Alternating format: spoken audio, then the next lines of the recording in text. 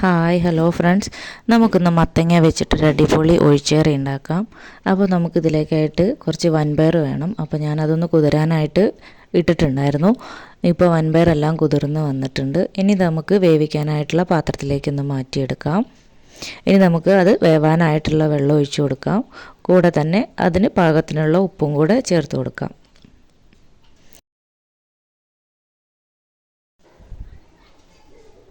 ഇനി ഇത് നമുക്ക് വേവിക്കാനായിട്ട് വയ്ക്കാം. എനിക്ക് കറി ഉണ്ടാക്കുമ്പോൾ എപ്പോഴാണെങ്കിലും മൺകലത്തിൽ അടുപ്പിൽ വെച്ച് വേവിക്കുന്നതാണ് ഇഷ്ടം കേട്ടോ. അതുകൊണ്ടാണ് ഞാൻ അധികം കറി വയ്ക്കുമ്പോഴും ഇതുപോലെ അടുപ്പിൽ വെച്ചിട്ട് തന്നെ ഉണ്ടാക്കുന്നത്. അപ്പോൾ അതിൻ്റെ ഒരു പ്രത്യേക ടേസ്റ്റും കൂടിയാണ്.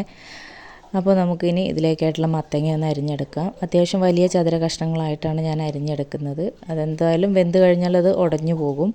അപ്പം അത്യാവശ്യം വലിയ കഷ്ണങ്ങളായിട്ട് തന്നെ മത്തങ്ങ അതുപോലെ അരിഞ്ഞെടുക്കണം.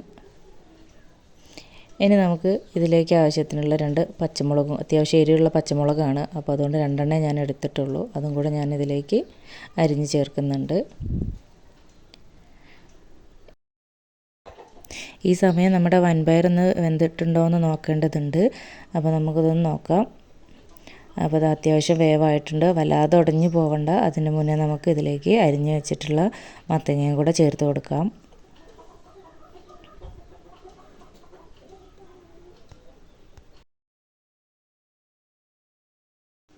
അതോടൊപ്പം തന്നെ ഞാൻ കുറച്ച് വെള്ളം കൂടി ഒഴിച്ച് കൊടുത്തിട്ടുണ്ട്. വെള്ളം നന്നായി പറ്റിയിട്ടുണ്ടായിരുന്നു. ആവശ്യം നോക്കിയിട്ട് വേണമെങ്കിൽ ഇപ്പോൾ കുറച്ചും കൂടെ ഉപ്പ് ചേർക്കാം.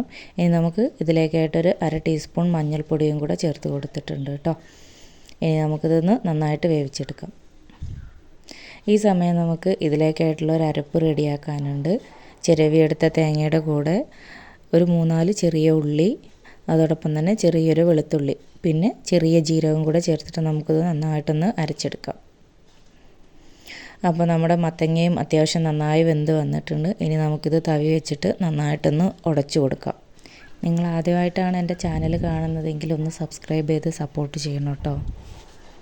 മത്തങ്ങയും വൻപയറും കൂടെ നന്നായിട്ടൊന്ന് യോജിക്കുന്ന രീതിയിൽ നന്നായിട്ടൊന്ന് ഉടച്ച് ചേർത്ത് കൊടുക്കണം. ഇതുപോലെ. ഇനി നമുക്ക് അരച്ച് വെച്ചിട്ടുള്ള തേങ്ങയുടെ കൂട്ടും കൂടെ നമുക്ക് ഇതിലേക്ക് ചേർത്ത് കൊടുക്കാം. അപ്പോൾ തേങ്ങയുടെ അരപ്പെല്ലാം ചേർത്തിട്ടുണ്ട്.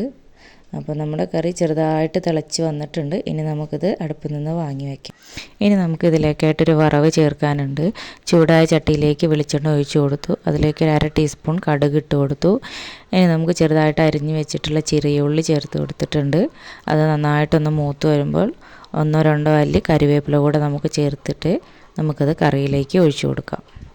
അപ്പോൾ നമ്മുടെ അടിപൊളി മത്തങ്ങ വൻപയർ ഒഴിച്ചുകറി ഇവിടെ റെഡി ആയിട്ടുണ്ട്. അപ്പോൾ എല്ലാവരും ഒന്ന് ട്രൈ ചെയ്ത് നോക്കണം, അഭിപ്രായം പറയണം. താങ്ക്